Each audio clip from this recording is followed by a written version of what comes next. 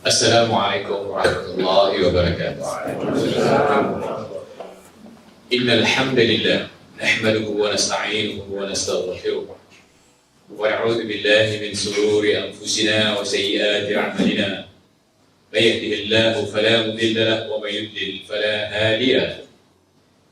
Wa ashhadu an la ilaha illallah wahdahu la sharika lahu wa ashhadu anna Muhammadan 'abduhu wa rasuluh. يا أيها الذين آمنوا اتقوا الله حق تقاته ولا تموتن إلا وأنتم مسلمون. يا أيها الناس اتقوا ربكم الذي خلقكم من نفس واحدة وخلق منها زوجها وبث منهما رجالا كثيرا ونساء واتقوا الله الذي تساءلون به والأرحام إن الله كان عليكم رقيبا.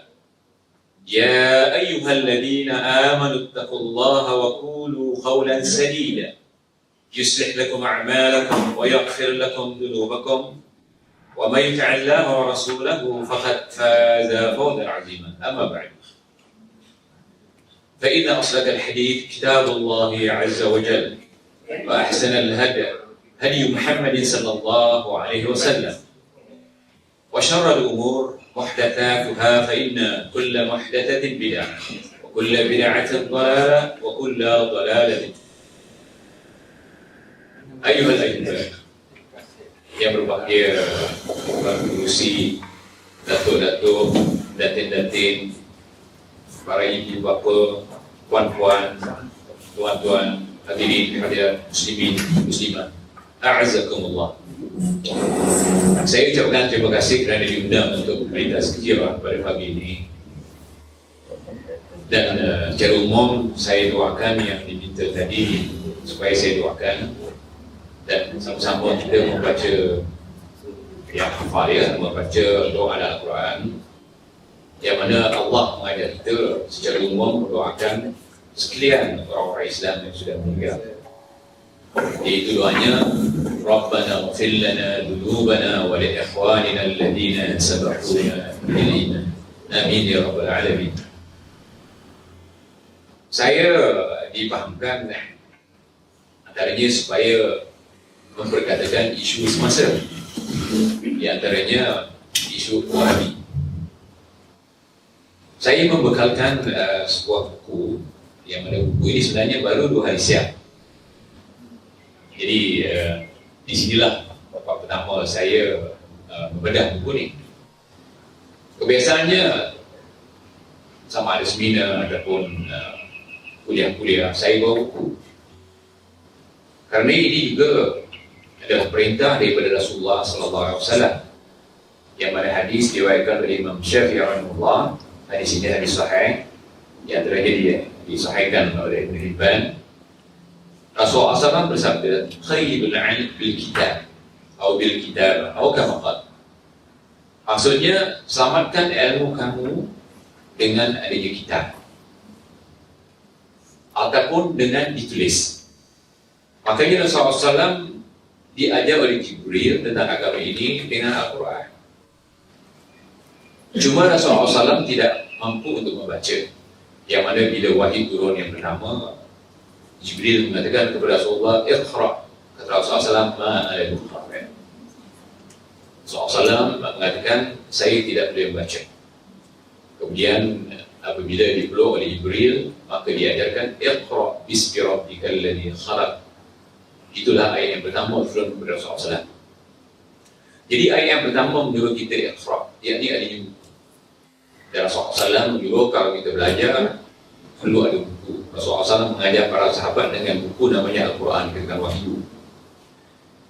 Jadi isu yang akan saya tentu, sebagaimana saya diberitahu bahwa adanya isu Wahabi, yang mana Wahabi ini dituduh dengan berbagai-bagai tuduhan. Saya bukan ingin mempertahankan Wahabi, tapi saya menjelaskan siapa Wahabi yang sebenar. Sebenarnya isu ini, isu Wahabi, setelah saya kaji begitu lama, itu diwujudkan oleh penjajah.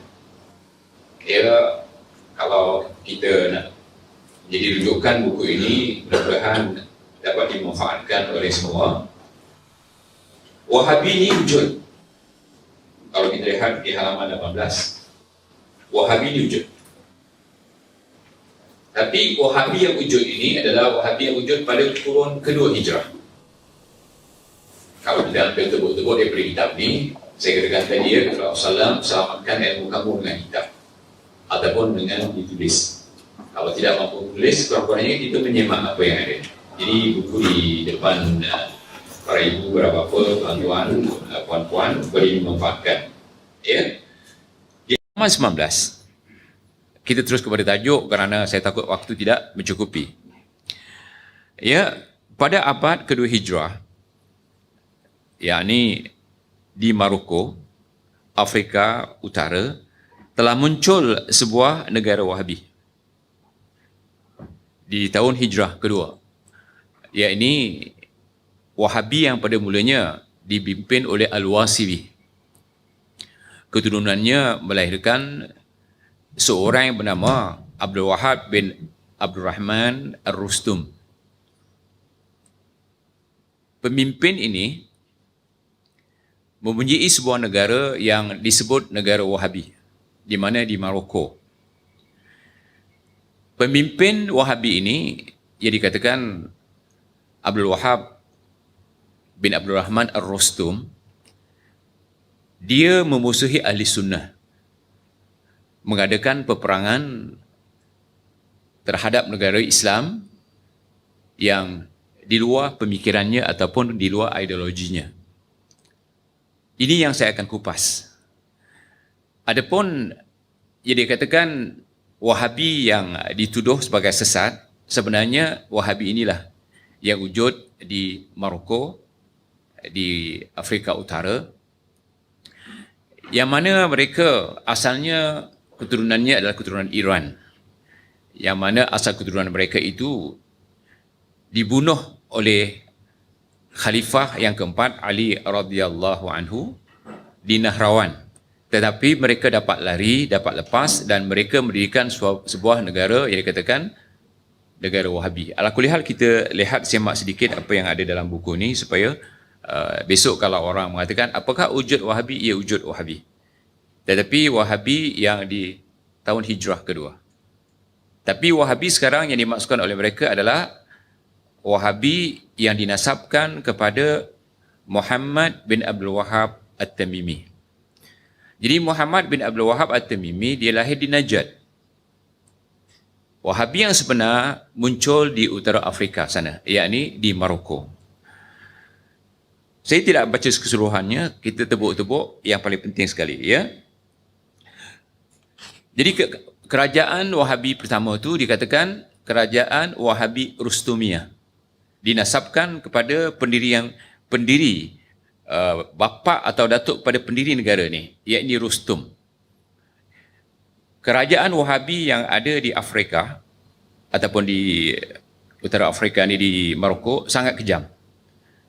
Sampai di Maroko pada masa itu hampir-hampir tidak ada ahli sunnah, semua dibunuh oleh mereka. Ya, mereka mengadakan peperangan untuk membunuh ahli sunnah. Kemudian menghapuskan kewajipan pergi haji ke Mekah. Tapi sekarang dituduh Wahabi itu di Mekah, ya, di Saudi. Jadi sebenarnya tak ada kena-mengena dengan Wahabi Rustumiyah. Okey, saya baca sikit lagi.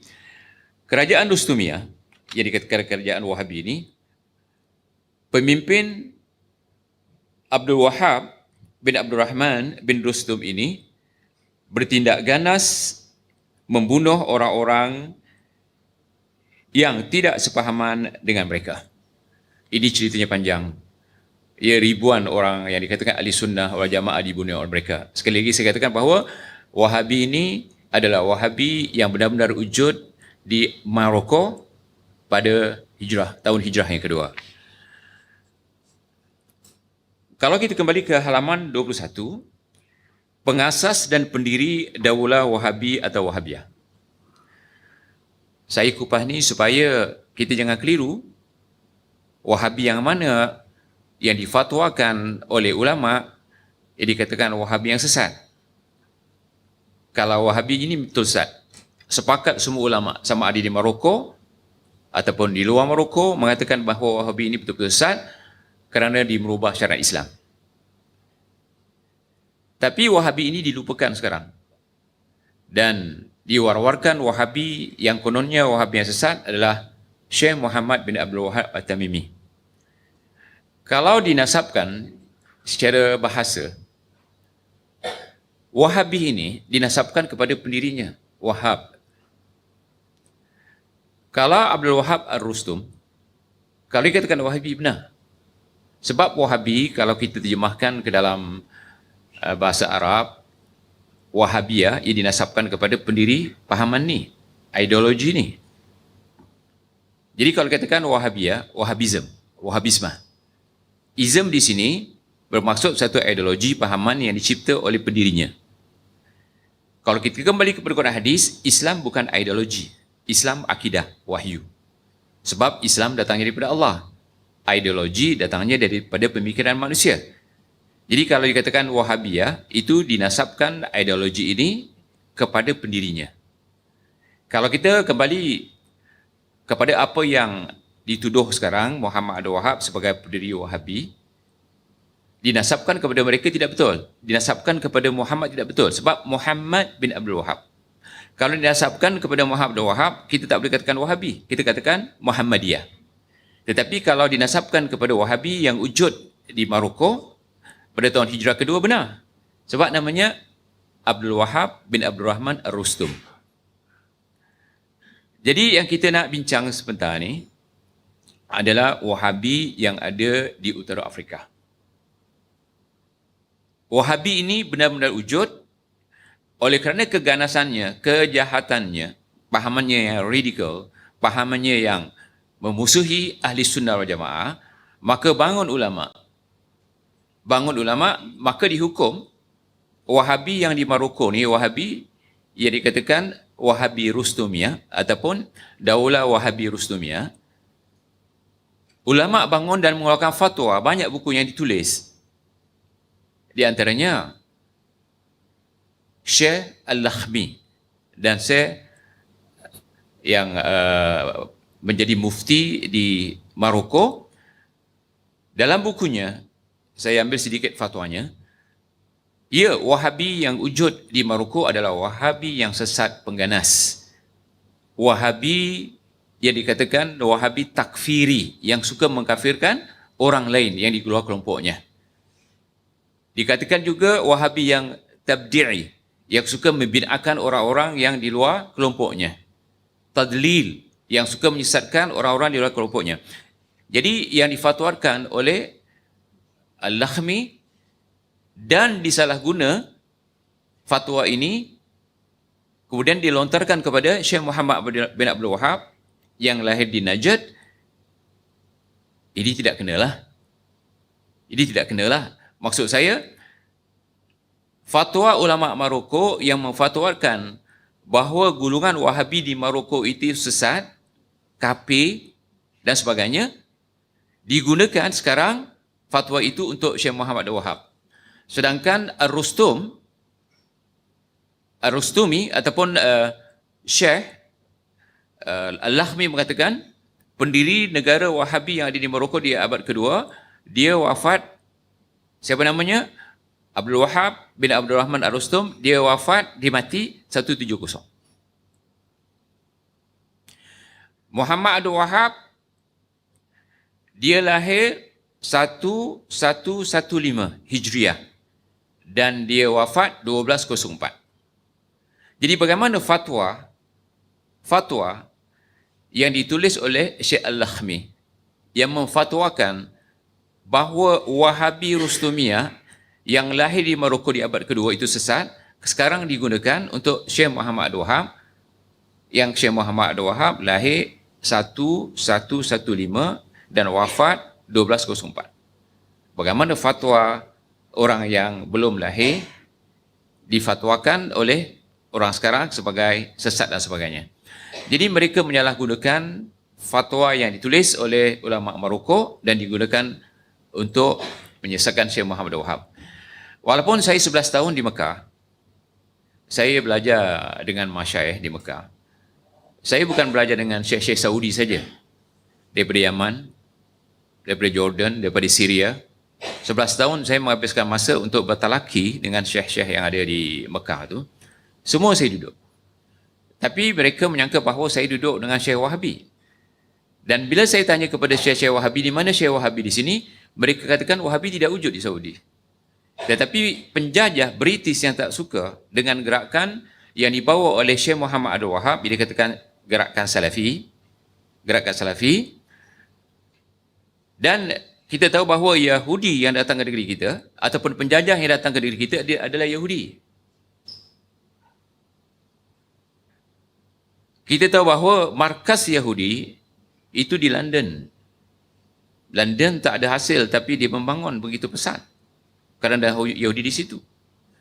Markas Yahudi juga adalah di New York. New York tak ada hasil, kita bisa lihat pembangunannya. Begitu juga di Paris. Sehingga diistilahkan oleh seorang ulama Syria yang memperkatakan tentang gerakan Yahudi ini, Abdurrahman Habannaka, kalau kita punya Madinah, Madinah kita tu di Saudi. Tapi Madinahnya orang Yahudi itu di Paris. Kalau kita punya Mekah, Mekah kita tu di Saudi. Tapi Mekahnya orang Yahudi adalah di London. Begitu juga kita punya Palestin. Palestinnya orang Yahudi adalah di New York. Saya katakan seperti itu kenapa? Bila gerakan Syekh Muhammad Abdul Wahab dapat sambutan seluruh dunia, orang Yahudi, Quran mengatakan, walan tarda ankal yahud hatta tattabi'a millatahum.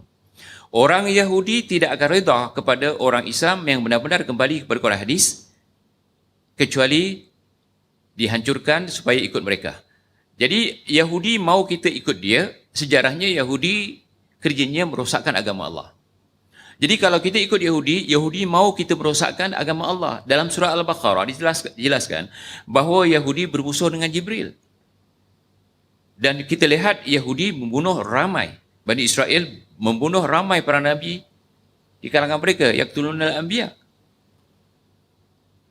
Dan negeri Islam pada begitu kaya dengan hasil. Maka British datang ke negeri kita, bukan British sebenarnya, adalah Yahud. Kerana di London, keluarga Rothschild yang memegang ekonomi dunia, itu wujud di mana? Di London. Lihat, kalau kita baca protokol Yahudi, Yahudi wujudkan Perang Dunia Pertama, wujudkan Perang Dunia Kedua. Sekarang mereka sedang wujudkan Perang Dunia Ketiga. Perang Dunia Ketiga dah berlaku. Sebagaimana dalam protokol Yahudi, yakni Perang Dunia Ketiga adalah orang Arab perang dengan orang Arab, orang Islam dengan orang Islam. Bila orang Islam hancur, mereka akan masuk. Jadi kembali kepada apa yang saya katakan, Yahudi datang ke negeri kita atas nama British. Lihat dia, Perang Dunia Pertama, Perang Dunia Kedua menjadikan saham jatuh. Bila saham jatuh dibeli oleh Yahudi, sehingga Amerika pada masa itu bankrupt. Dan Amerika minta Yahudi buat bank di Amerika. Dan dibuat 10 Federal Bank. Saya ringkaskan dia cerita. Bila dibawa, ataupun bila diwujudkan 10 Federal Bank di Amerika oleh Yahudi, modal Yahudi hanya kertas dengan ink, dolar itu. Tapi orang Amerika kena bayar dengan Yahudi dengan emas. Sebab Yahudi tahu emas disimpan di dalam lautan pun tak hancur. Sehingga sekarang, kalau kita baca, orang Amerika terpaksa membayar kepada Yahudi bunga hutangnya 1 tahun 1 triliun. $1 Amerika kalau diatur tu 7 batu tu untuk dibayar bunganya saja. Sampai sekarang tak terbayar. Maka oleh kerana orang Amerika tak dapat membayar, Amerika jadi hamba Yahudi. Dan hamba paling hina di permukaan bumi adalah Amerika sekarang yang jadi hamba Yahudi. Di Amerika Yahudi 3% tetapi menguasai dunia. Jadi ekonomi di tangan Yahudi. Jadi Yahudi tidak tahu kecuali duit. Makanya digunakan British untuk datang ke negeri kita, ambil harta kita. Supaya kita lemah, maka kita dihancurkan dengan satu akidah. Akidah apa? Yang dikatakan di antaranya adalah akidah akidah Wahabiyah. Akidah ini tidak wujud tapi diwar-warkan oleh Yahudi, wujudnya Wahabi yang dinasabkan kepada Muhammad bin Abdul Wahab At-Tamimi. Jadi Muhammad bin Abdul Wahab At-Tamimi dakwahnya adalah dakwah salafiyah. Mungkin kita pernah dengar kalimah salafiyah. Salafiyah inilah yang diajarkan oleh Rasulullah SAW, yang Rasulullah SAW mengatakan ni'mas salafi ana laki, dalam hadis Bukhari dalam bab Fadailus Sahabah. Kata Rasulullah SAW, sebaik-baik salaf aku bagimu. Salaf juga dilanjutkan oleh Rasulullah SAW adalah para sahabat. Para sahabat sekalian dikatakan oleh Rasulullah SAW salaf. Yahudi tidak senang dengan gerakan salaf. Muhammad bin Abdul Wahab mengajak kepada gerakan salaf. Jadi salaf ini kalau kita nak faham, dalam bahasa Arab kalau diterjemahkan dalam bahasa Melayu, yang terawal dan mula-mula. Yakni yang terawal masuk Islam, dapat Islam, dan mula-mula dapat Islam dan mula-mula menerima akidah Islam. Jadi yang mula-mula menerima akidah Islam adalah para sahabat. Kenapa kita menyebut salaf? Ada orang mengatakan cukup ahli sunnah wal jamaah. Ya, kita semua ahli sunnah wal jamaah. Tapi kita kena ada satu dinamakan manhaj, metodologi, manhaj, jalan. Jadi kita katakan ahli sunnah wal jamaah yang mengikut manhaj salaf. Jadi manhaj salaf, jalan salaf, cara salaf. Dikatakan salaf, pertama sekali Rasulullah SAW. Kerana Rasulullah SAW mengatakan, ni'mas salafi ana laki. Sebaik-baik salaf, akulah bagi kamu. Saya katakan salaf setelah Rasulullah SAW mengatakan dia salaf, yang kita kena ikut dia. Rasulullah SAW juga menyebut salaf adalah para sahabat. Ini dijelaskan dalam Al-Quran dalam surah At-Taubah ayat 100. وَالسَّابِقُونَ الْأَوَّلُونَ مِنَ الْمُهَاجِرِينَ وَالْأَنصَارِ. Adapun orang yang mula-mula dan awal-awal, muhajirin dan ansar. Saya katakan salaf pengertiannya mula-mula dan awal-awal. Yang mula-mula masuk Islam dan awal-awal masuk Islam. Tentulah yang mula-mula dan awal-awal masuk Islam adalah para sahabat sekalian. Quran mengatakan وَالسَّابِقُونَ الْأَوَّلُونَ. Ini pengertian definisi salaf. Minal muhajirin wal ansar. Muhajirin dan ansar adalah sahabat. Muhajirin yang berhijrah daripada Mekah ke Madinah, dan ansar adalah kaum bumi putera yang membantu Rasulullah di Madinah. Ayat ini mengatakan walladzina tabauhum bi ihsan. Adapun orang-orang yang mengikut mereka, yakni mengikut Rasulullah SAW sebagai seorang salaf atau salafi, dan mengikut para sahabat yang dikatakan salaf atau salafi radhiyallahu anhum wa radu'an. Ayat ini kalau ikut kaedah bahasa, ayat khabariyah insya'iyah, tetapi berupa perintah. Yakni Allah Subhanahu Wa Taala memerintah kita supaya kita ikut jalan atau manhajnya para sahabat. Jadi para sahabat dijamin oleh Rasulullah SAW. Kata Rasulullah SAW, ashabi fil jannah. Semua sahabat aku adalah dalam syurga. Yakni sahabat yang Islam, ya. Bila Rasulullah SAW jamin bahawa sahabat itu di dalam syurga, masuk syurga, dan banyak ayat-ayat sehingga ayat tadi, kalau kita lihat sahabat sudah disediakan syurga. Ayat ini tadi, wasabiqunal awwaluna minal muhajirin wal ansar walladzina tabahum bi ihsan radhiyallahu anhum wa radu'an wa 'adda lahum jannat tajri tahtaha al-anhar. Jadi orang yang ikut sahabat tadi sudah disediakan syurga yang mengalir di bawahnya sungai-sungai. Mengikut sahabat di sini yang dikatakan salaf, salafi, mengikut sahabat dikatakan salaf, salafi, apa yang kita ikut? 3 saja. Pertama, akidahnya. Kedua, ibadahnya. Ketiga, akhlaknya. 3, tak banyak. Yahudi paling takut kalau kita berakidah akidah yang sahihah. Yahudi paling takut kalau kita beribadah sebagaimana ibadah yang Rasulullah SAW tunjukkan. Yahudi paling takut kalau kita kembali kepada akhlak Rasulullah. Jadi orang yang menyeru kepada 3 ni, kepada akidah, kepada ibadah, dan kepada akhlak, antaranya adalah Muhammad bin Abdul Wahab.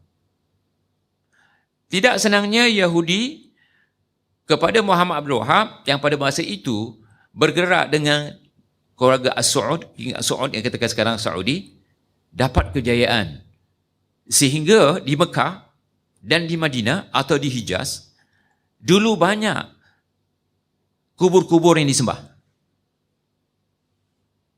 Banyak dukun-dukun yang main sihir. Banyak orang yang suka merompak dan sebagainya. Maka dengan kerjasama King Saud, ini saya ringkaskan, ini semua dapat dihancurkan. Jadilah Saudi sekarang yang dikuasai oleh kerajaan Saudi, tidak ada satu dikatakan kanisah dalam bahasa Arab. Apa itu kanisah? Gereja. Tidak dikatakan kuil. Tidak dikatakan tok kong. Tidak dikatakan berhala yang disembah. Tidak ada pelacuran, tidak ada bar, tidak ada pengawayang. Ini berkah daripada dakwanya Syekh Muhammad Abdul Wahab At-Tamimi yang dikatakan Wahabi. Jadi tidak senangnya orang-orang yang dikatakan penjajah, maka digunakan media seluas-luasnya untuk menghancurkan gerakan Syekh Muhammad Abdul Wahab. Maka Syekh Muhammad Abdul Wahab dikatakan dia mengajak kepada aliran-aliran Wahabi ataupun Wahabiyah. Jadi kalau dinasabkan kepada Muhammad bin Abdul Wahab tidak kena. Sebab Wahabi itu dinasabkan kepada Wahab. Muhammad Abdul Wahab namanya Muhammad, bukan Wahab. Jadi Wahabi yang sebenar wujud adalah, nanti boleh dibaca di rumah, ini bulan Ramadan tak ada apa nak buat, boleh dibaca. Kata Rasulullah tadi, qaidul ilmi bil kitab, selamatkan ilmu kita dengan kitab, yakni dengan, saya kaji ini bukan sebulan dua, bertahun saya kaji ini sebenarnya, ya. Jadi Muhammad Abdul Wahab dituduh oleh mereka, terutama orang-orang yang tidak senang dengan gerakan Salafi. Salafi ini, saya katakan bermula dengan Rasulullah SAW. Kata Rasulullah SAW, ni'mas salafi ana laki, sebaik-baik salaf aku bagimu, bagi kita semua. Kemudian para sahabat disebut oleh Rasulullah SAW salaf.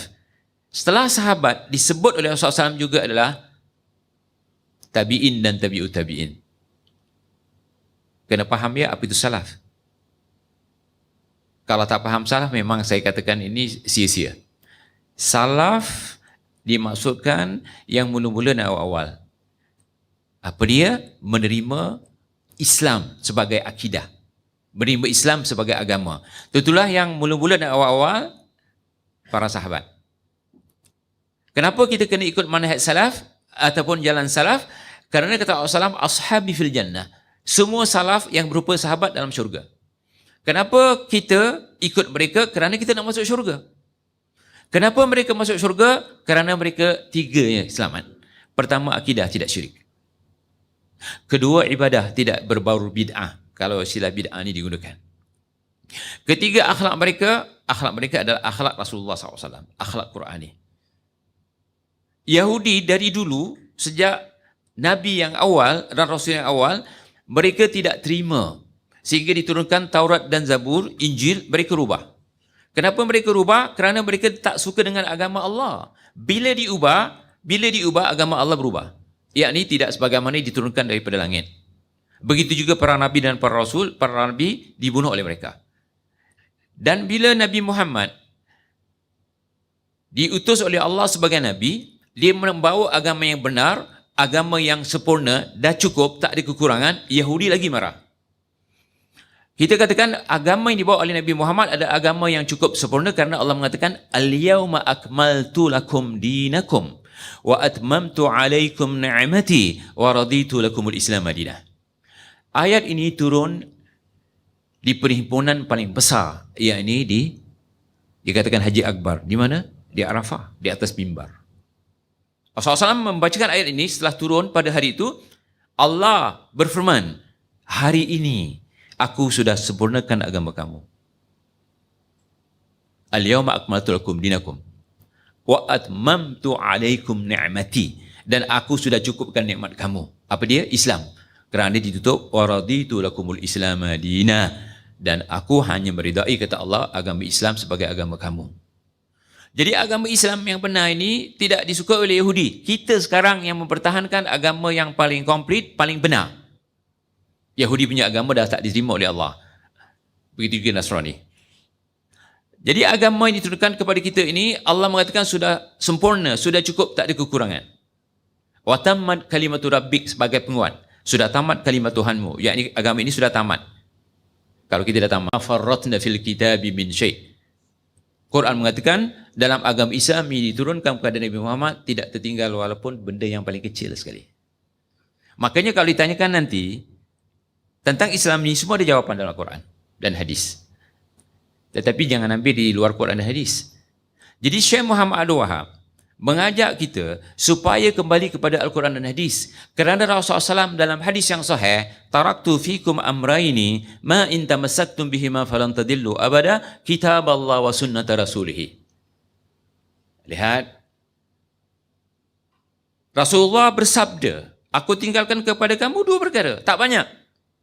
Selagi kamu berpegang kepada keduanya, kamu tidak akan disesatkan buat selama-lamanya.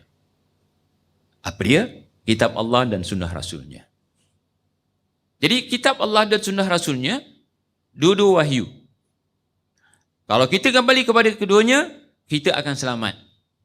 Tetapi Yahudi, saya bacakan tadi ayat walan tarda ankal yahud walan nasara hatta tattabi'a millatahum.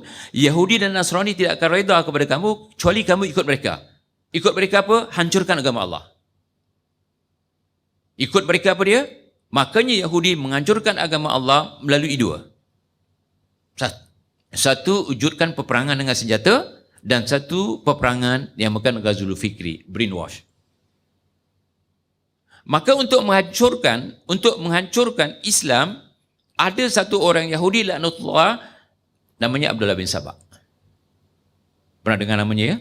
Abdullah bin Sabah. Dia bekerja keras. Abdullah bin Sabah asalnya daripada Yaman. Dia datang ke Mekah, kemudian ke Madinah, menyamar sebagai seorang Islam, si munafik ni. Bertemu Umar, khalifah yang kedua, tapi Umar tak layan. Kenapa? Di kalangan Umar ada sahabat-sahabat yang diajar oleh Rasulullah SAW untuk membaca firasat, tanda-tanda orang munafik.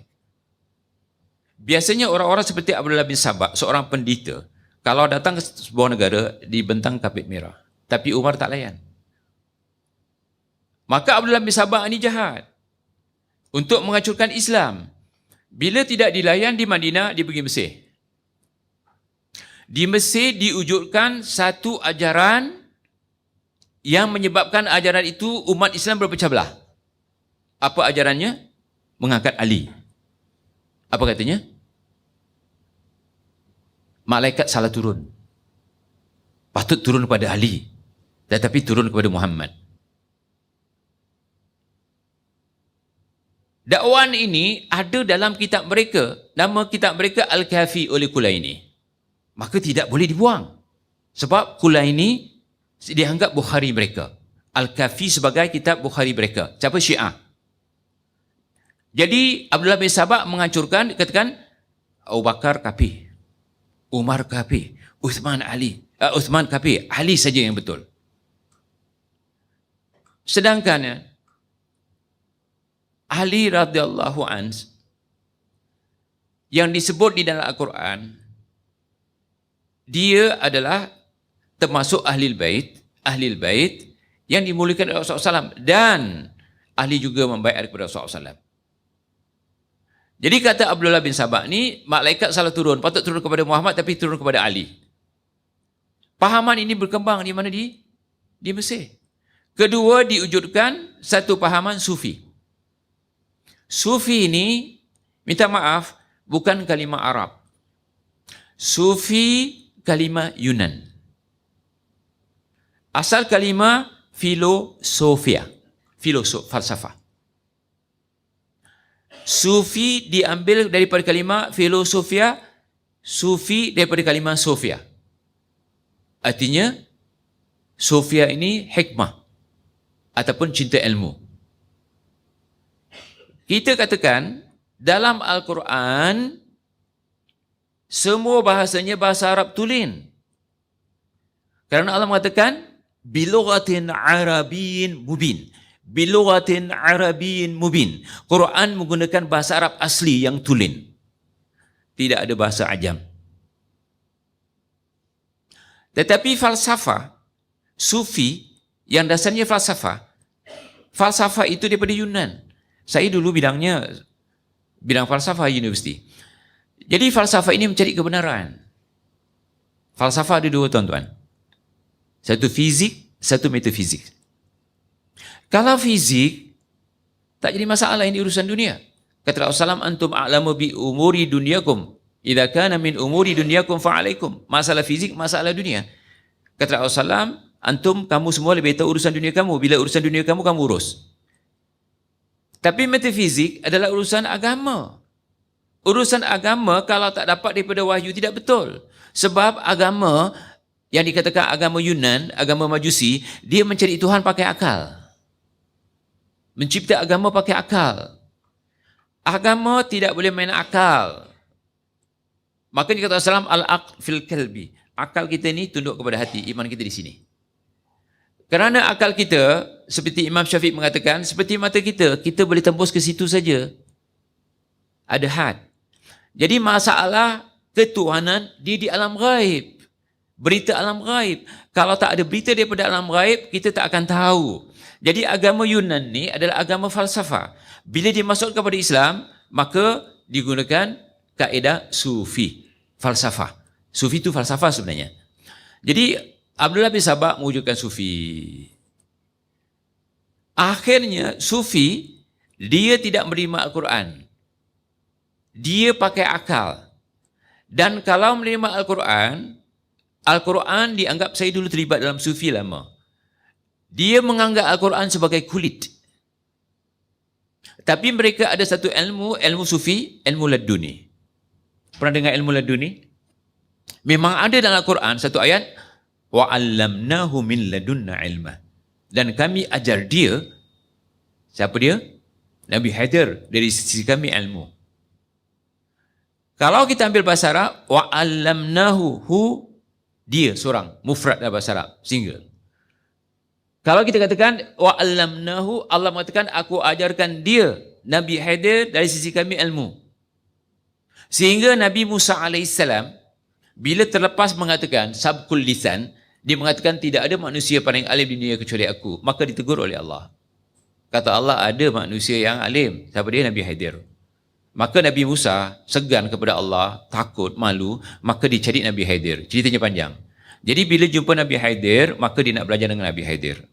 Kata Nabi Haidir, kau nak belajar dengan aku beri kau syarat 3. Jangan soal sampai 3 kali. Maka dia berjalanlah dengan Nabi Haidir.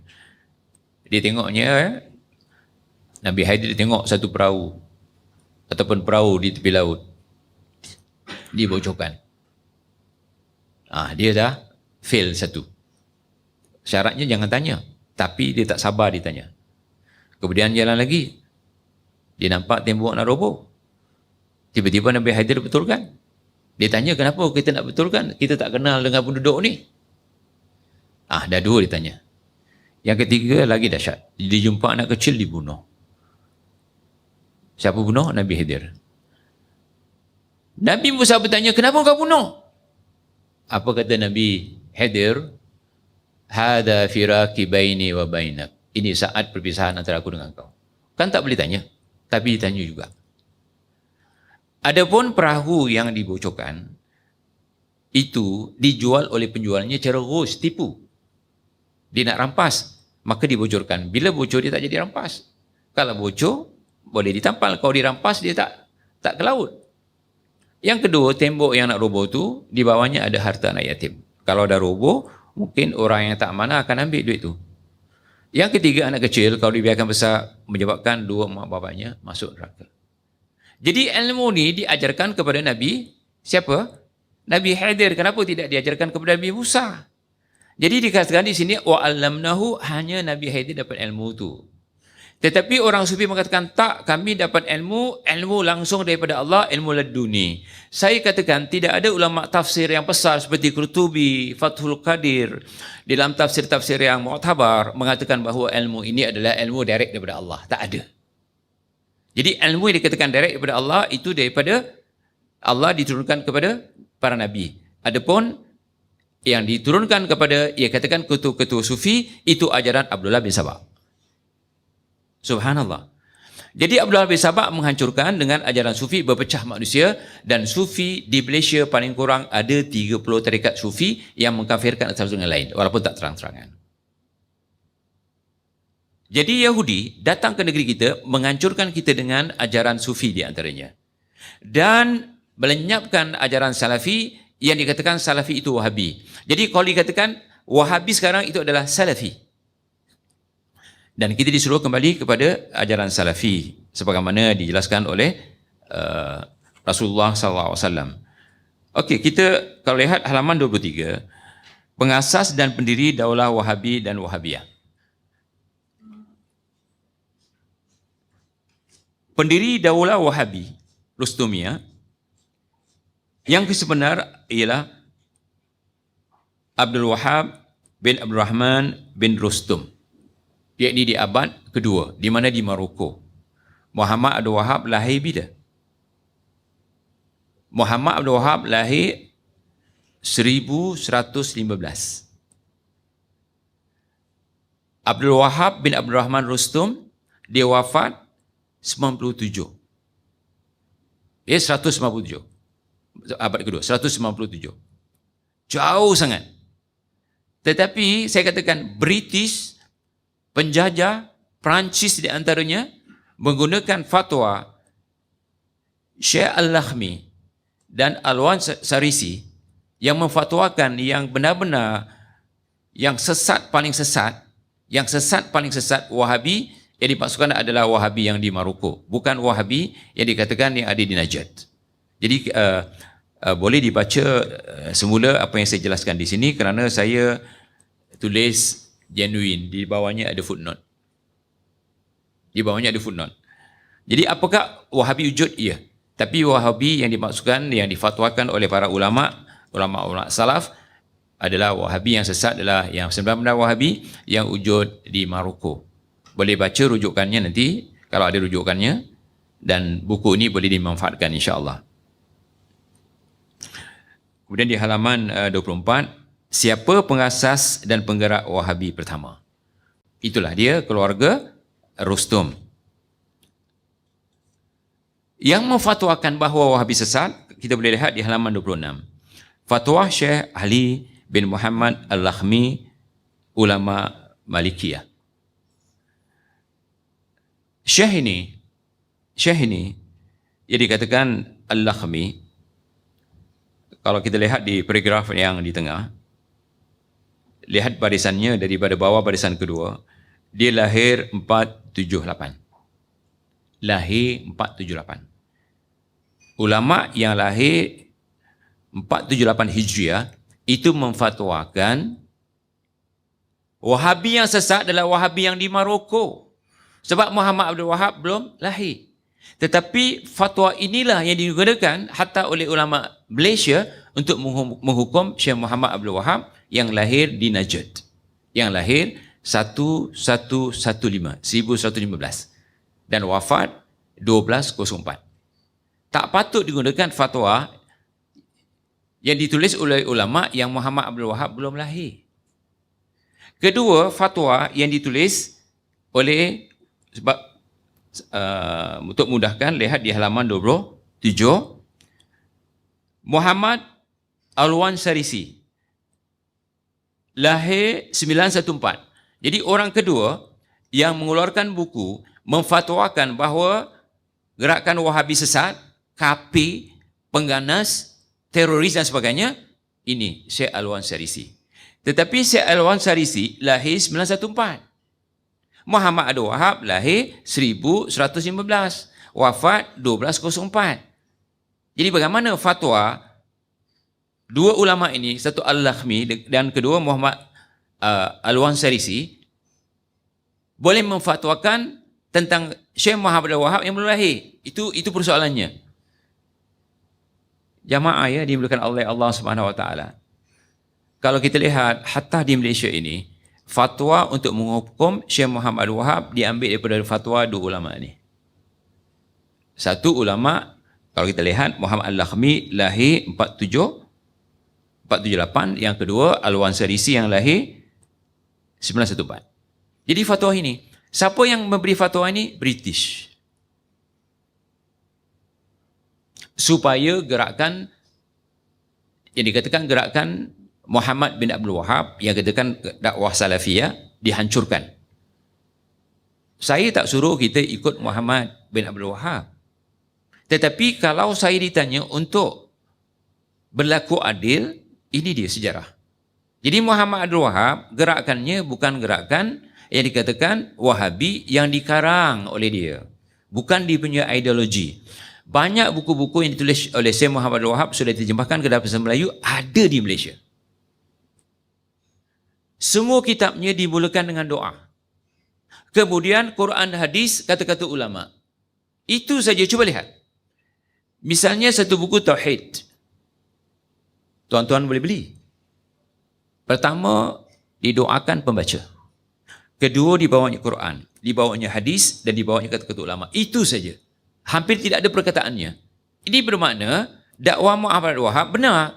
Menepati perintah Allah. Allah mengatakan ud'u ila sabili rabbika bil hikmah wal mau'izatul hasanah wajadilhum billati ahsan. Quran mengatakan ajaklah, serulah, dakwahlah ke jalan Tuhanmu dengan hikmah Quran. Itu yang dikatakan oleh Syekh Muhammad Wahab. Yang kedua, wal mau'izatul hasanah. Mau'izatul hasanah adalah hadis-hadis yang sahih. Yang ketiga, wajadilhum billati ahsan. Berbincang dengan ilmu yang diambil dari Quran hadis. Itu yang dilakukan oleh Syekh Muhammad Wahab dalam berdakwah. Ikhwan, sekali lagi ya, di Malaysia ini kita tidak boleh menuduh sebarangan. Sebab kalau kita menuduh Muhammad Abdul Wahab sesat, dalam hadis Bukhari, kita yang sesat. Kalau orang tu tidak layak dikatakan sesat. Dan kebanyakannya fatwa-fatwa dari orang yang tak kenal Muhammad Abdul Wahab, dikatakan Muhammad Abdul Wahab ini kafir. Sebagaimana Alwan Syarisi dan Al-Lakhmi mengatakan gerakan Wahabi di Maroko itu kafir. Memang kafir. Tetapi fatwa ini bukan ditujukan kepada Wahabi yang ada di Maroko oleh orang di Malaysia sekarang ni, tapi ditujukan kepada Muhammad bin Wahab. Saya takut ya, kata Nabi dalam hadis Bukhari, siapa mengkafirkan orang sedangkan dia belum layak dikatakan kafir, kafiran itu akan terpantul kepada kita. Jadi kita jangan masuk campur ni. Saya bukan seorang pendakwah Wahabi. Saya bukan mempertahankan Muhammad Abdul Wahab. Tidak. Saya memperkatakan kepada jamaah semua di sini untuk kembali kepada Quran hadis. Bukan kembali kepada Muhammad Abdul Wahab. Ya? Okey. Supaya kita tidak silap, di halaman 30, gerakan Wahabiyah Rustumiyah memusuhi Ahli Sunnah. Ini yang dikatakan gerakan Wahabiyah yang ada di Maroko. Kemudian ada juga tempoh hari saya lihat di TV, dikatakan Muhammad Abdul Wahab Wahabi ini lahir di Najd, di Karnus Syaitan, di antara dua tanduk syaitan. Makanya bila dengar Wahabi saja, Wahabi ini tukang fitnah, lahir di antara dua tanduk syaitan yang ada di Najd. Ini juga mainan Yahudi. Dan mainan orang-orang yang tak senang dengan Salafi. Orang yang tak kenal Salafi dan tak suka dengan gerakan Salafi. Sebab bila orang tak kenal Salafi, dia tak akan kembali kepada Quran hadis. Salafi ini kata Rasulullah SAW, ni'mas salafi ana laki. Hadis Bukhari, fadalus sahabat. Sebaik-baik salaf aku bagimu. Kenapa Rasulullah SAW mengatakan salaf? Supaya kita ikut manhajnya, jalannya jalan salaf. Kata Rasulullah SAW juga ashabi fil jannah. Kerana sahabat, Rasulullah SAW mengatakan semua sahabat adalah salaf. Jadi kita ikut sahabat apanya? Saya katakan 3 kan? Akidahnya, ibadahnya, dan akhlaknya. Jadi kalau kita kembali kepada 3 ni, akidah Nabi Muhammad dan para sahabat itu dijamin. Ibadah Nabi Muhammad dan para sahabat dijamin. Akhlak Nabi Muhammad dan para sahabat itu dijamin. Sehingga Allah menjelaskan ataupun Rasulullah SAW menjelaskan melalui Quran dan hadis ini, innama bu'ithu li utammima makarimal akhlaq. Bahwasanya aku diutus untuk menyempurnakan kemuliaan akhlak. Jadi kalau kita katakan, apakah kita sekarang mengecam Wahabi ataupun mengecam Salafi? Sebenarnya di Malaysia sekarang ini yang dikatakan Wahabi itulah sebenarnya Salafi. Kerana saya tengok tulisan-tulisan orang yang dituduh Wahabi, tulisan-tulisan kembali kepada hadis. Kembali kepada hadis. Tak ada main pemikiran sana, pemikiran sini. Okey. Di sini mereka mengatakan bahawa Muhammad Abdul Wahab ini setan. Tidak boleh menyebut orang tu setan. Makanya ibu-ibu ya, jangan katakan anak setan, jangan. Perkataan ibu atau bapa makbul, Allah boleh terima. Kalau ada masa, kita ambil cerita Jurej. Jurej, kata maknya, semoga Jurej jumpa pelacur. Cerita Jurej ni saya keluar sebentar. Jurej ni orang kaya. Dia ada masjid sendiri. Dia sentiasa ibadah. Tapi sayang, bila dia ibadah, maknya panggil, sedang sembahyang. Bila maknya panggil, takkan dia nak tinggalkan sembahyang. Jadi dia teruskan. Akhirnya mak dia marah. Katanya, semoga Jurej jumpa pelacur. Akhirnya diupah pelacur untuk menggoda Jurej. Diupah. Tapi pelacur ini tidak dapat menggoda Jurej. Tapi digodanya seorang pemelihara kambing. Akhirnya perempuan ini hamil. Bila hamil dikatakan kepada umat ataupun kepada masyarakat, ini anak Jurej. Orang masih tak percaya. Bila lahir, marah penduduk kampung, maka dirobohkannya masjidnya si Jurej. Tapi Jurej dipukul, masih sempat meminta supaya perempuan pelacur itu bawa anaknya. Dipegang pusat anak kecil tadi, dikatakan man abuka. Maka kata budak tu, bapa saya adalah si pengembala kambing. Saya keluar tajuk sebentar. Bab ini, ya, ibu-ibu dan bapa-bapa, datuk dan datin, hadirin hadirat, selain mazhab Syafi'i mengatakan bahawa anak luar nikah dibinakan kepada bapaknya, bukan dibinakan kepada Abdullah. Ini mungkin isu yang agak sensitif. Kerana dalam hadis Muslim ini ditanyakan kepada budak ni, siapa bapa engkau? Abi dalam bahasa Arab, bapa yang melahirkan saya. Maka dengan hadis ni mengatakan bahawa siapa yang menzinahi perempuan itu bapaknya. Itu bapaknya. Kerana hadis ni sahih, hadis Muslim. Tidak boleh dibinakan kepada Abdullah. Sampai ada di Singapura, Cina tu marah. Anak dia berzina dengan orang Islam. Sekali dibinakan kepada Abdullah. Bila saya masuk Islam, katanya. Anak saya pun belum Islam. Dia tak suka. Dia nak. Jadi kalau dia melahirkan anak, dibinakan kepada bapaknya. Itu yang sahih. Makanya di Malaysia ni, sayangnya lah ya, kita tidak kembali kepada manhaj hadis, tapi manhaj mazhab. Sehingga ini pernah berlaku 7 atau 8 tahun dulu. Pukul 3 pagi, seorang bapa telefon saya. Kenapa anaknya hampir terjun? Kenapa puncanya? Masa nak nikahkan, kata bapa dia, anak ni anak luar nikah. Juru nikah, kadi disebut, kalau itu saya tak mau nikahkan anak luar nikah. Budak ni dengar, dibuka dia punya telkung, dicampak, flat lakin tu 13 tingkat. Dia lari nak pergi atas, nak terjun. Nasib orang-orang muda banyak, tangkap. Kenapa dia rasa aib? Sedangkan Rasulullah SAW menyuruh kita minta Allah mastur aibana. Ya Allah, tutuplah aib kami. Tapi bagaimana budak tu umur 30 tahun, aibnya terbongkar. Tapi kalau dibinakan kepada bapaknya yang sebenar, dia tak akan terbongkar. Dan kita tidak boleh menceritakan kepada orang maksiat yang kita buat kerana maksiat itu boleh jadikan kita aib. Tapi disuruh kita bertobat.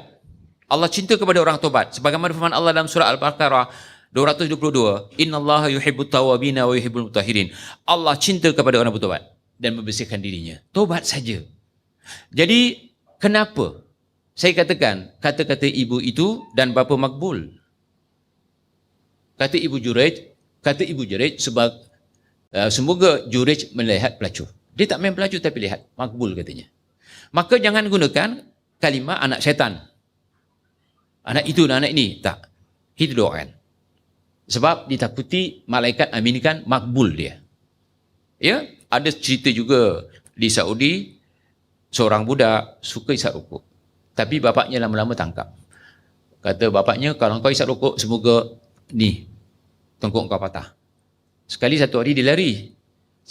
Kolam tu biasa ada air. Satu hari dia lari, terjun, airnya tak cukup, patah dia punya tengkuk. Berapa jam kat dalam air. Dicari tak jumpa sebab ini dah keruh. Dikeluarkan, lumpuh semua. Lihat doa bapa. Semoga kalau orang kisah rokok, patah leher kau. Jadi ikhwan, doakanlah anak kita yang baik, ya. Kembali kepada apa yang saya nak katakan ni. Pernah Rasulullah SAW membacakan satu hadis, hadisnya ada di halaman 34. Allahumma barik fi yamanina. Allahumma barik fi syamina. Qalu wa fi najdina. Qala hunaka zalazil wal fitan. Wa biha yatlu qarnu syaitan. Artinya kata Rasulullah, ya Allah berilah berkat Syam kami, Yaman kami. Ya Allah berilah berkat Syam kami. Sahabat bertanya, ya Rasulullah, bagaimana Najd kami? Kata Rasulullah, di situ timbul zilzilah, yakni gempa. Di situ timbul fitan dan di situ timbulnya qarnu syaitan. Lahirnya tukang fitnah. Jadi kata mereka, itu hari di TV ada satu yang ditukarkan sebagai ulama mengatakan Muhammad Abdul Wahab adalah mengajak kepada pemikiran Wahabiyah atau Wahabi. Dan Muhammad Abdul Wahab ini syaitan kerana dilahir di kandungan syaitan. Subhanallah. Kalau kita mengatakan Muhammad Abdul Wahab itu syaitan, bermakna kafir. Kalau dia belum kafir, kita kafir. Subhanallah. Hadis Bukhari mengatakan kalau kita menuduh seorang kafir tapi belum layak dikatakan kafir, maka kafir itu akan terpantul kepada yang si penuduh. Jadi kita takut kita sendiri nanti jadi kafir kerana menuduh orang yang kita tak tahu. Ya? Jadi, betulkah Syekh Muhammad bin Abdul Wahab lahir di karnu syaitan yang dikatakan syaitan oleh sebahagian ulama-ulama di Malaysia ni? Ya, yang tak senang dengan gerakan Syekh Muhammad Abdul Wahab, dia katakan Wahabi. Di sini kalau kita lihat fatwa para ulama muktabar hingga yang mensyarahkan hadis Bukhari itu Ibn Hajar Al-Asqalani. Dan ramai ulama-ulama hadis dikatakan Najd di sini bukan Najd yang di Hijaz, tapi Najd yang di Iraq. Di antaranya hadis Bukhari disyarahkan oleh Ibn Hajar Al-Asqalani dan banyak ulama-ulama lain mensyarahkan. Jadi Najd ni bukan Najd yang ada di Hijaz yang di mana Muhammad Abdul Wahab lahir di situ. Tapi Najd yang dikatakan karnu syaitan ini, tanduk syaitan adalah di Iraq. Contohnya di Iraq banyak fitnah. Di mana Ali dibunuh? Di Iraq. Di mana berlakunya perang di antara Ali dengan Aisyah? Di Iraq. Di mana perang yang dikatakan perang Khawarij dengan Ali? Di Iraq. Ribuan mati. Begitu juga Muawiyah. Semua berlaku di Iraq. Ini dikatakan Rasulullah SAW, kata Rasulullah SAW itu makbul di Iraq. Fitnah itu di Iraq. Sampai sekarang fitnah masih di Iraq. Sampai Iraq jatuh negeri di antara negeri Islam yang paling pertama diambil oleh Syiah. Lihat. Jadi kita katakan, apakah kita boleh berkatakan Muhammad Abdul Wahab syaitan kerana lahir di Najd? Najd yang dimasukkan oleh Rasulullah SAW adalah Najd di Iraq. Nanti boleh baca buku ni. Kalau saya nak baca semua tak ada waktu, ya. Jadi kita boleh lihat hujah-hujahnya, dalil-dalilnya yang begitu banyak dalam buku ni. Begitu juga dia mengatakan bahawa di halaman 42, tuduhan Muhammad bin Abdul Wahab muncul dari negeri Musailamah Al-Kadzab. Pernah dengar Musailamah Al-Kadzab? Yang mengaku Nabi dan Rasul. Saya katakan, kalau di sebuah negara ada penjahat, tak semua orang tu jahat. Di Malaysia pun ada orang mengaku Nabi dan Rasul, betul kan? Kahar. Apakah kita semua ni tak bagus? Oleh kerana muncul di situ satu orang yang mengaku Nabi dan Rasul. Di Malaysia ada 3 yang mengaku Nabi dan Rasul di antara perempuan. Ya, kalau kita baca di buku ni. Ya, ada di buku ni saya menulis 3. Kemudian di Indonesia lahir 4-5 orang mengaku sebagai Nabi dan Rasul. Di India, ya kan? Siapa dia Qadiani mengaku Nabi dan Rasul. Jadi kalau dikatakan Muhammad Abdul Wahab lahir di negeri Musailamah Al-Kadzab, dia saja yang kadzab, bukan semua penduduknya. Ya, jadi kita tepis seperti itu. Ya. Okey. Begitu juga dikatakan Muhammad Abdul Wahab lah yang menjatuhkan kerajaan Uthmaniyah. Kalau kita lihat di halaman 52. Ya, kita kena sabar baca buku ni. Saya jamaah, para ibu dan para bapa, lebih 5,000 dah saya nak rawat mata sebelah kiri. Saya kalau pagi macam ni menyangkul di kebun. Kalau malam saya beri kuliah, hampir setiap malam tanya anak saya. Saya tak berhenti. Kemudian balik kuliah saya menulis. Oleh kerana banyak membaca buku dan skrin komputer, maka salah satu dari mata saya hampir buta. Tapi bila cepat dibawa pergi doktor pun tak boleh buat apa. Saya gunakan sekarang ubat Tibun Nabawi. Nanti kalau nak tanya Tibun Nabawi, kita buka bab lain. Boleh ditanyakan nanti. Tibun Nabawi. Ya, saya akan ceritakan hebatnya Tibun Nabawi. Ya. Jadi membaca ni perlu kesabaran. Kadang-kadang baru baca sikit dah ngantuk, tidur, hilang. Kebanyakannya macam itulah sekarang. Tapi untuk mempertahankan kebenaran, kita kena berkorban. Di antaranya, kita takut, saya takut. Bila kita katakan Muhammad Abdul Wahab sesat, Wahabi sesat, kesesatan itu akan terpantul kepada kita. Kalau kita tak dapat buktikan dia sesat. Sekarang di Malaysia, kebanyakan mengatakan, itu hari ada fatwa kebangsaan daripada mufti-mufti kita 3 bulan yang lalu. Cuma dia mengatakan ajaran Wahabi tak sesuai di Malaysia. Apakah Islam ada sesuai, dia tak sesuai? Itu persoalannya. Saya dah pergi, dijemput oleh JAKIM pada masa itu yang dipertuanya Datuk Wan Ahmad. Datuk Wan tu. Dia sendiri mengatakan JAKIM tidak pernah memfatwakan bahawa Wahabi sesat. Cuma mufti yang pertama mengatakan Wahabi sesat adalah mufti Negeri Sembilan. Minta maaf saya katakan seperti itu. Keluar langsung. Jadi kita jangan ikut-ikutan. Sebab kalau kita katakan Syekh Muhammad Abdul Wahab itu sesat, Wahabi sesat, kalau dimasukkan kafir, kita yang kafir. Besok depan Allah kita nak jawab macam mana?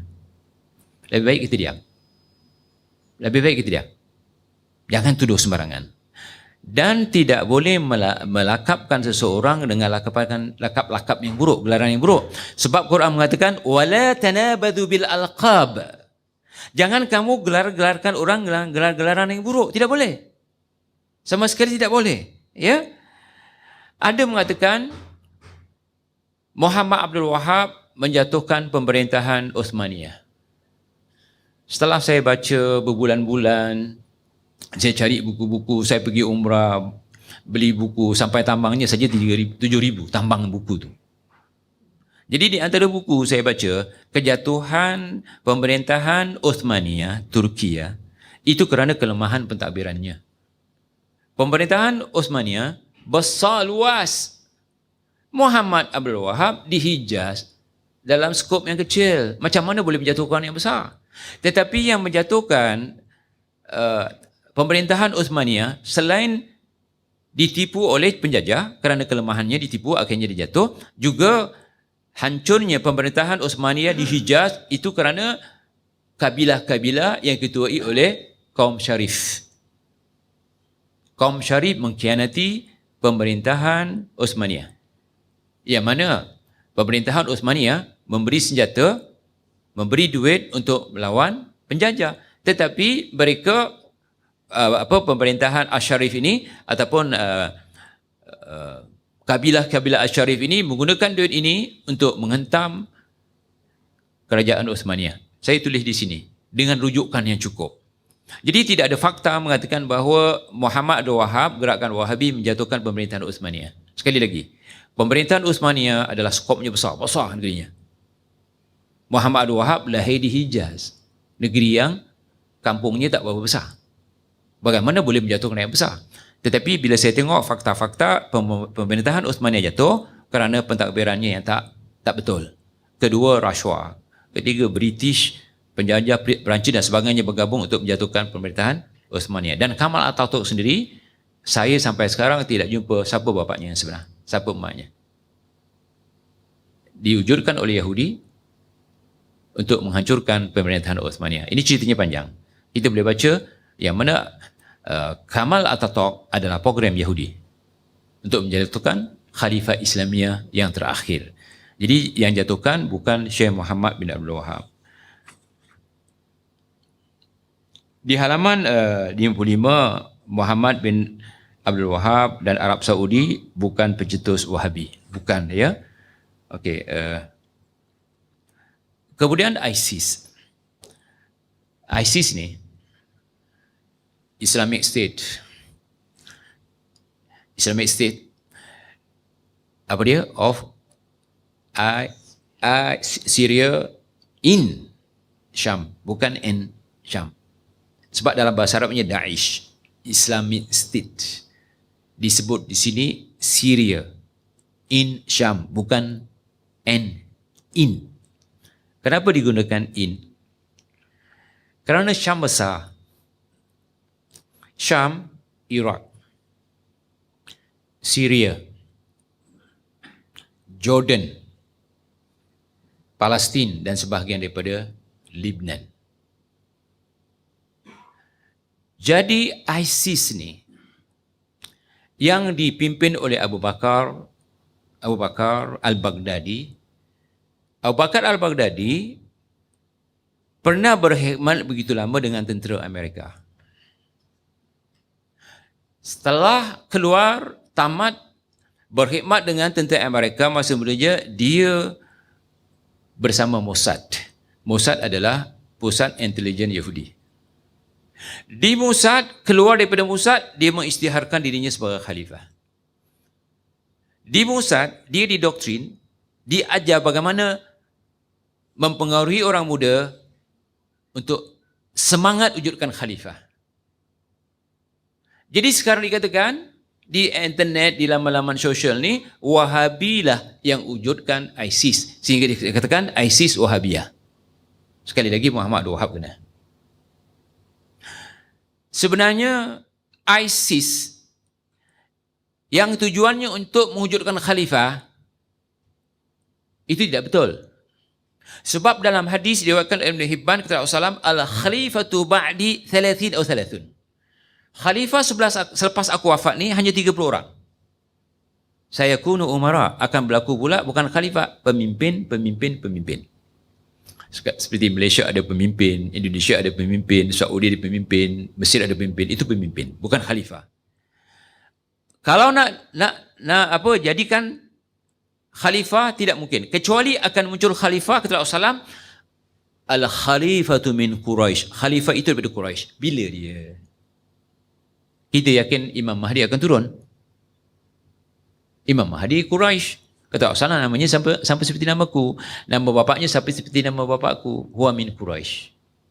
Dialah kata Rasulullah dalam hadis-hadis yang sahih akan mengembalikan pemerintah Islam. Akan menghidupkan syiar Islam. Itu kita kena baiat. Jadi Baghdadi ini mewujudkan satu pahaman, dia mengaku sebagai khalifah supaya kita baiat dia. Siapa tak baiat dibunuh. Kita baca sejarah. Orang yang pertama dilantik jadi khalifah adalah Abu Bakar. Ada sahabat-sahabat besar, kibarul sahabat tidak baiat dia, tidak dibunuh. Namanya Zubair. Tak dibunuh oleh Abu Bakar, tak dibunuh. Okey, yang paling jelas semasa Ali dijadikan khalifah. Berapa ramai yang tidak baiat? Pertama, Aisyah tidak baiat. Kedua, Muawiyah tidak baiat. Dan ramai lagi, Khawarij tidak baiat. Tapi Ali tak pernah bunuh. Tetapi sekarang Baghdadi ni, ketua ISIS sebagai khalifah, orang tak baiat dia dibunuh. Dan sejarahnya khalifah tak pernah bunuh orang Islam. Tetapi sekarang kerja ISIS bunuh, orang-orang muda dibunuh. Macam Hitler buat masa Nazi. Makanya saya katakan bahawa oleh kerana ada negara Islam dan negara Islam yang diduduk adalah Iraq. Iraq ada pemerintahan sendiri. Bila nak jatuhkan pemerintah Iraq, Syam, yang saya sebutkan 5 negara ni, maka dia dihukum oleh Quran dan hadis sebagai Khawarij. Sebagai Khawarij. Makanya saya katakan kepada anak-anak muda di Malaysia, jangan pergi ISIS. Kerana kata Rasulullah SAW, al-khawariju kilabun nar. Matinya mati sebagai anjing neraka. Kata Rasulullah SAW, al-khawariju kilabun nar. Khawarij itu adalah anjing neraka. 3 kali disebut. Dan di hadis Rasulullah SAW mengatakan, idza laqitumuhum faqtuluhum. Bila engkau jumpa khawarij, dibunuh. Makanya ada perangi. Apa khawarij ni? Begitu juga kita katakan bahawa Al-Baghdadi bukan seorang ulama.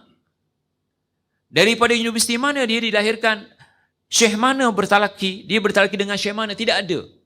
Dan di kiri kanan Baghdadi ini, ketua ISIS sebagai khalifahnya, tak ada ulama.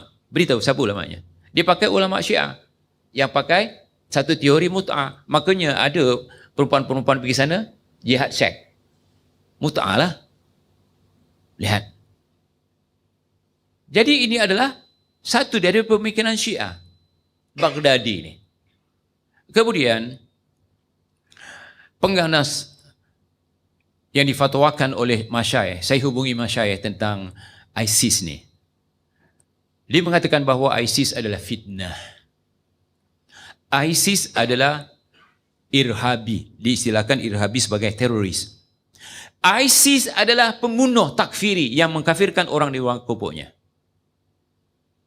Jadi kita tahan anak-anak kita yang nak berjihad ke sana, takut mati-mati anjing neraka.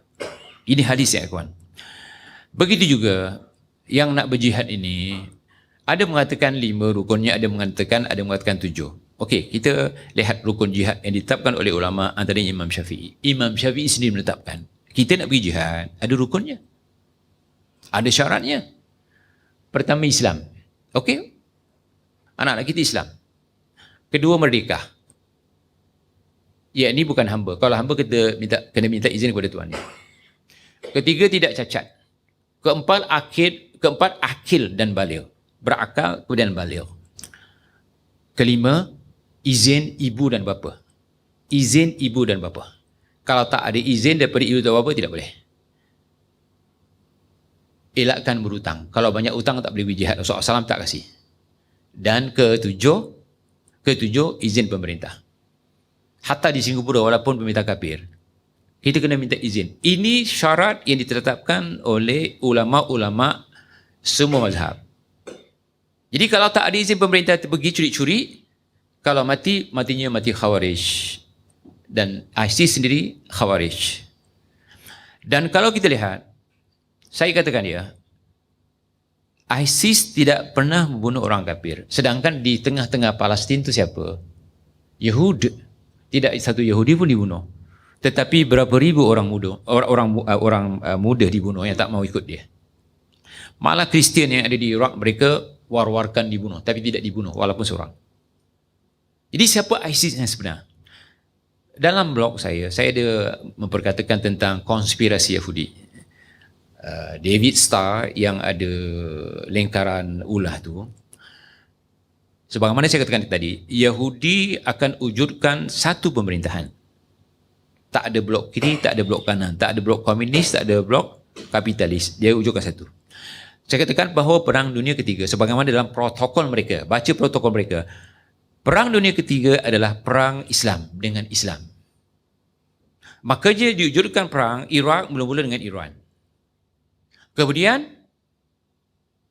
penduduk negeri itu sendiri akan menghancurkan pemerintah dengan cara peperangan seperti ISIS.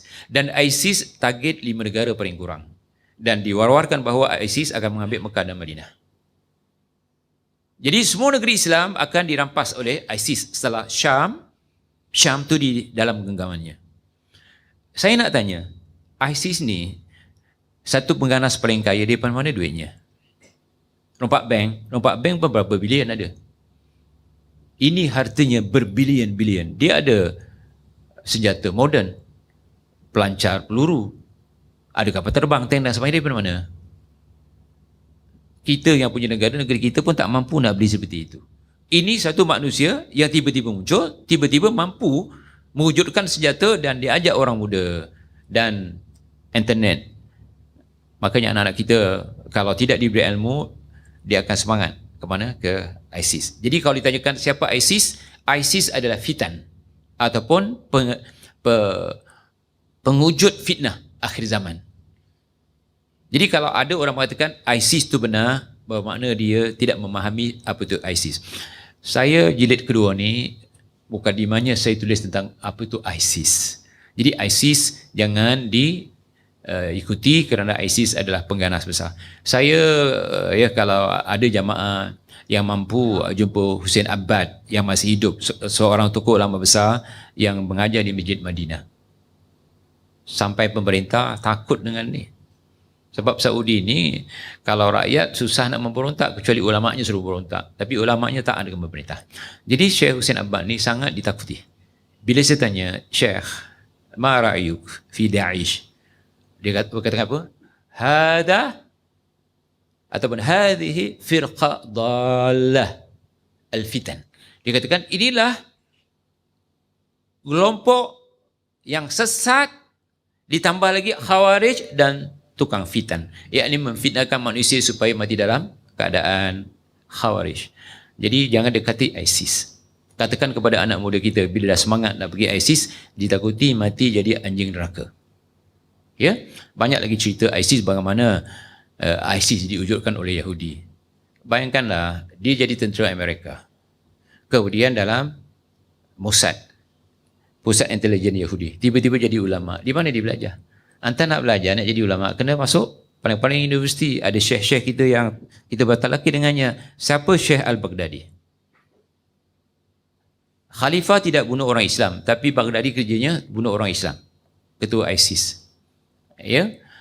Kemudian ada juga yang mungkin saya tidak sentuh dalam buku ini, tentang tuduhan-tuduhan terhadap sesatnya Wahabi kerana tak baca kunut misalnya.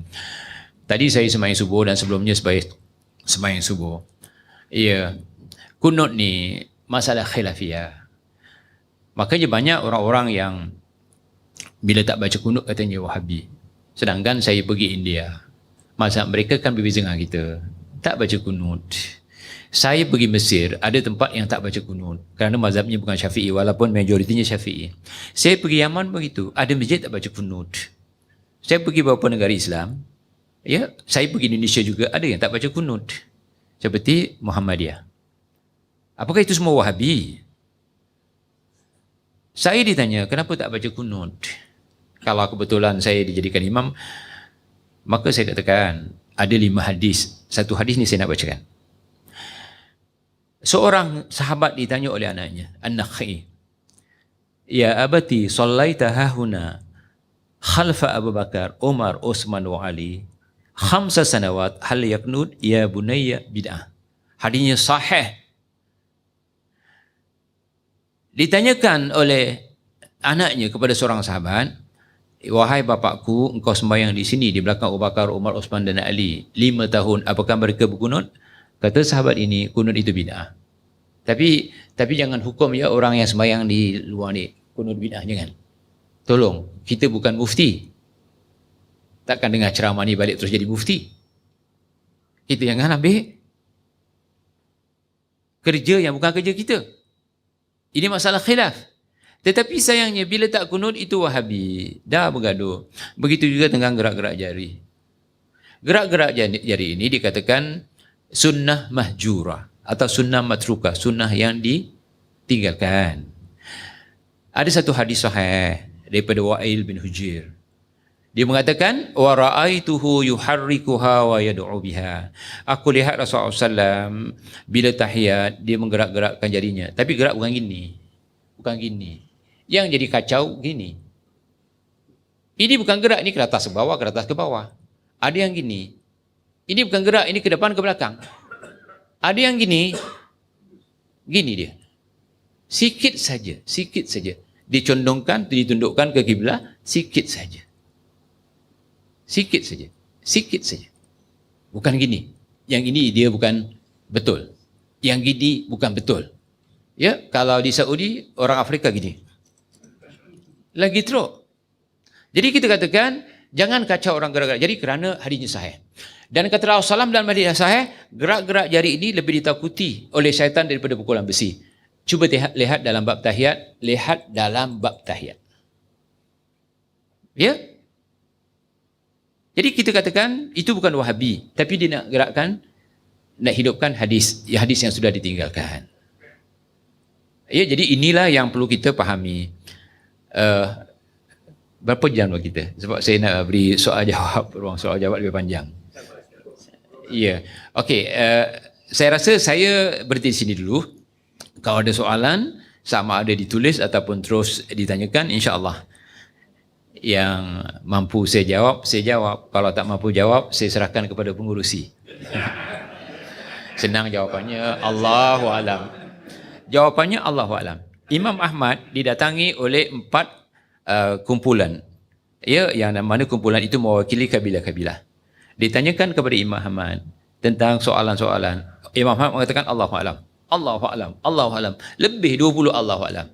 Ketua kabilah tu, ya Aba Abdullah, apa aku nak jawab kepada kaumku yang memberi soalan ni kepada anda? Kata Imam Ahmad, katakan, kirimkan salam Aba Abdullah, katakan Allahu a'lam. Jadi paling susah soalannya, paling mudah jawapannya. Allahu a'lam. Okey, kalau ada soalan insya-Allah.